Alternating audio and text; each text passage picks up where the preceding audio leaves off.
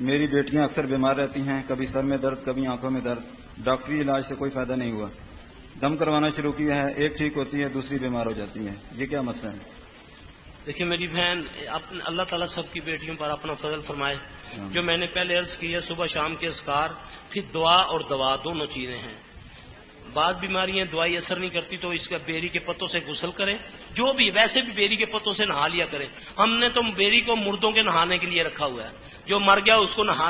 मैं कहता हूं अगर जिंदा भी इसको कम से कम महीने में एक आध मरतबा, आप पुराने बुजुर्गों से पूछ कर देख लें, जब बच्चियां बीबियां छिला नहाती थी तो बीबियां माएँ उनको कहा करती थी, बेटी यहाँ अजवैन के पानी से गुस्ल करो या बेरी के पानी से गुस्ल करो। इससे वो जो 40 दिन का उनका रब्त हो गया, उसमें वक्फा आ गया। जाहिर जब आदमी इबादत नहीं करेगा, शैतान का उस पर गलबा होगा, उसके असरात जिस्म में होते हैं।